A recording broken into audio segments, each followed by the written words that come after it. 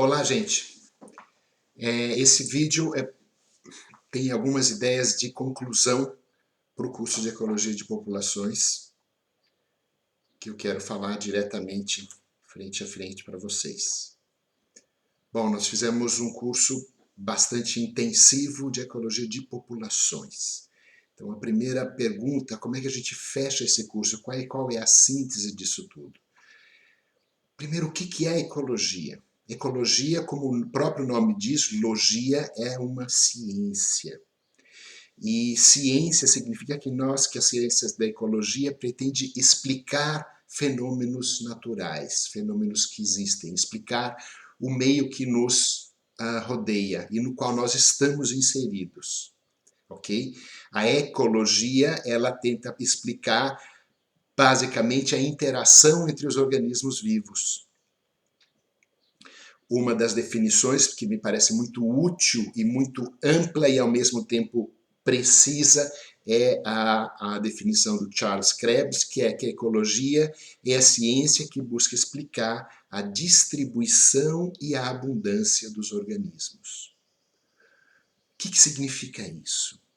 Vejam, primeiro, distribuição significa que nós estamos interessados em onde um organismo está, onde ele não está. Porque, por exemplo, que nós temos avestruz na África e nós temos ema na América do Sul, e não temos o reverso? Por que determinado que o sapo rã, a rã-touro, por exemplo, é um organismo que existe naturalmente na América do Norte, mas que foi introduzido no Brasil, que agora está se tornando uma espécie praga, um problema ambiental. Então, por que também que a distribuição espacial de uma espécie se amplia ou se reduz? Por que determinadas espécies estão ameaçadas de extinção? A partir do momento que nós entendemos o que são os fatores determinantes dessa distribuição, nós podemos também utilizar esse conhecimento para fazer ecologia aplicada. Por exemplo, como que eu posso evitar, quais as medidas que eu posso fazer para evitar que uma espécie vá à extinção? Se eu entendo como que uma espécie invasora invade um novo continente ou se torna uma praga, eu posso tentar medidas para reduzir essa invasão, para reduzir a probabilidade dessa invasão ou para limitar a distribuição espacial dessa espécie. Se eu quero entender a abundância do organismo, eu estou preocupado com a dinâmica populacional, porque determinadas populações, por exemplo, passam por um surto populacional, como que nós estamos vendo com a Covid, com o SARS-CoV-2. Por que determinados organismos são um problema epidêmico? Por que determinados organismos passam por surtos como as nuvens de gafanhoto? Agora, como ciência, nós temos que utilizar na ecologia o método científico. E isso é central para a ecologia. E o que é o método científico? Ele é um método, existem várias formas de fazer ciência, mas uma das formas extremamente produtivas é quando nós criamos hipóteses. Nós criamos hipóteses, ou seja, eu acho que o mundo funciona dessa forma. Eu uso o meu raciocínio para propor formas de explicação para a natureza. Eu tento usar o meu raciocínio para criar respostas. Respostas a uma pergunta. Então, construir uma pergunta útil é muito importante, é uma fase muito importante do fazer científico. E um dos tipos de pergunta que é mais produtivo é a pergunta começada com a palavrinha por quê. Perguntas de porquê são extremamente poderosas, porque, primeiro, quando eu pergunto por quê, eu tenho que perguntar por que algo ocorre. Porque um fato ocorre e, portanto, eu tenho que dar um passo atrás e eu tenho que observar a natureza. Eu tenho que observar um fato que eu vou, por exemplo, indo para campo, abrindo os olhos, coletando dados, olhando a literatura. Por que há mais espécies em áreas maiores do que em áreas menores? Por que está aumentando a frequência de epidemias? Por que que surgem epidemias? E aí, em resposta a essas perguntas, eu crio hipóteses explicativas. Eu acho que ocorrem porque o ser humano está ao desmatando ambientes naturais. Ou eu acho que ocorrem porque elas sempre ocorreram e a frequência não está maior ou menor. Eu acho que elas ocorrem porque a troca de indivíduos e, portanto, a interconexão entre populações humanas é maior do que nunca. Então, a humanidade que antes vivia em populações isoladas, então havia uma epidemia aqui, mas ela não se espalhava para os outros continentes, hoje ela se espalha por causa dos voos intercontinentais, por causa da troca de mercadorias. É a tal da globalização. Muito bem, uma vez que eu tenha hipóteses, eu tenho que testar essas hipóteses. Ou seja, eu como cientista, eu preciso dar um passo atrás e dizer, eu posso estar completamente errado, porque eu, como você, como ninguém tem acesso à verdade. Lamento informar. A ciência não tem acesso à verdade, o ser humano não tem acesso à verdade. Alguns seres humanos acham que têm acesso via religião.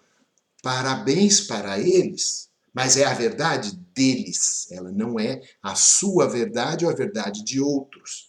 Assim como eu não tenho acesso à verdade, eu não tenho direito a achar que uma vez que eu tenha algo que eu acho que é verdade, o outro precisa achar também. Então a incerteza ela é fundamental para a ciência. E aí uma das ferramentas que a gente usa para testar uma hipótese é criar as predições dessa hipótese. Se eu estiver certo, se de fato o surgimento das epidemias está relacionado com alguma atividade humana, então eu vou observar isto, isto e isto. Então eu preciso, o próximo passo é que eu vou criar predições que possam ser observadas.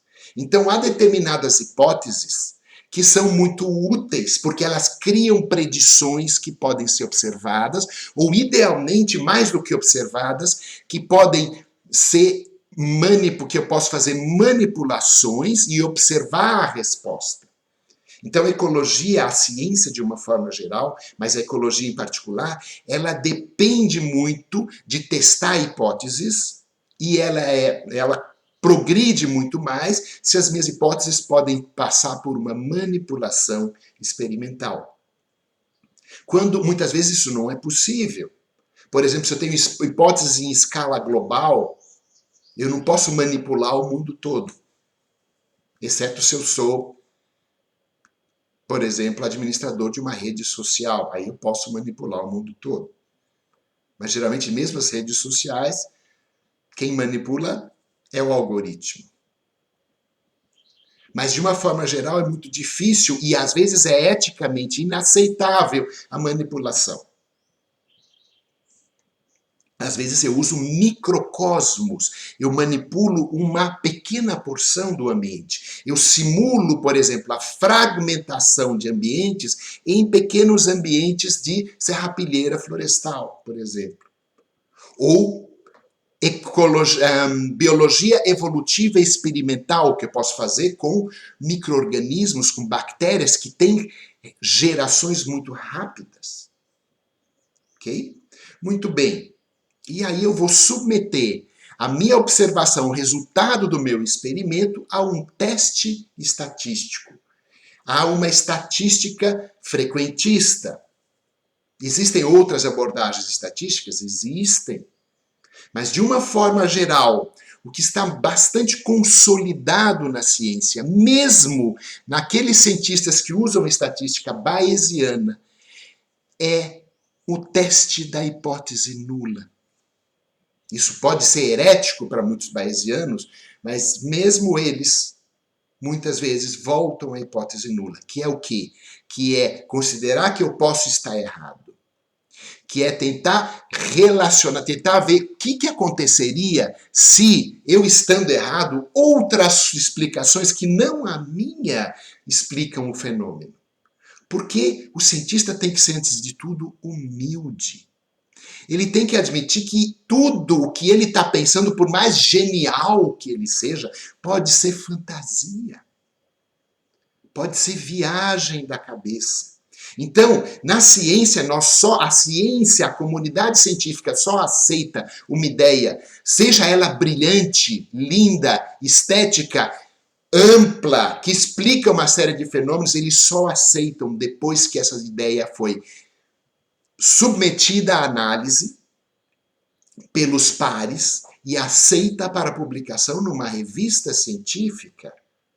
Ah, mas por quê? Porque para aceitar a publicação numa revista científica, a sua proposta, ela foi lida por 3, 4 referis anônimos. Outros cientistas que não são seus amiguinhos e que vão buscar os seus defeitos, as falhas na sua argumentação. Vamos ver se de fato você conseguiu convencê-los de que a sua ideia é válida. Você conseguiu mostrar que a probabilidade dos seus resultados se darem por outros processos, e especialmente se darem por mero acaso, é muito pequena. É aquilo que a gente chama de P menor que 5%. A probabilidade de encontrar os resultados que eu encontrei por mero acaso são muito pequenas. Quando isso ocorre, o cientista respira fundo, toma coragem e rejeita a hipótese nula. E quando ele rejeita a hipótese nula e fala que eu encontrei resultados significativos, isso significa simplesmente que a probabilidade de encontrar resultados iguais ou mais diferentes do que isso em relação ao que eu esperaria se a explicação fosse um mero acaso é muito improvável. O que é muito improvável? Menor do que 5%, ou menor do que 1 em 20. Isso quer dizer que é impossível ser encontrado esses resultados por acaso? Não é impossível. Eu posso estar, na medida em que eu rejeito a minha hipótese nula, eu posso estar cometendo um erro. O que nós chamamos em estatística de erro do tipo 1, erro de fantasia. Nós tentamos, na ciência, reduzir o erro por fantasia. E aí eu incorro no outro risco, que é o erro do tipo 2. Tá? Se eu aumento muito o rigor do meu teste, eu posso aceitar a hipótese nula. E aí eu incorro no erro do tipo 2, que é achar que nada está acontecendo quando algo está acontecendo sim. E isso é um problema, por exemplo, para a ecologia. Porque nós temos que detectar efeitos sobre organismos que estão submetidos a vários fatores simultâneos. Então nós precisamos de testes estatísticos poderosos, que reduzam o erro do tipo 1, que aumentem a capacidade de detectar efeitos, mesmo que haja muitas outras coisas que também estão afetando o meu organismo. Para isso eu uso manipulação experimental, controle das outras variáveis, testes estatísticos mais poderosos que, por exemplo, informam ao programa a estrutura dos meus dados. Por exemplo, modelos mistos, em que eu informo a estrutura dos resíduos. Eu informo, por exemplo, que se eu estou acompanhando um organismo ao longo do tempo, isso são medidas repetidas. Todas essas técnicas diminuem ou tentam diminuir o erro do tipo 2. Vou parar por aqui, daqui a pouco a gente continua.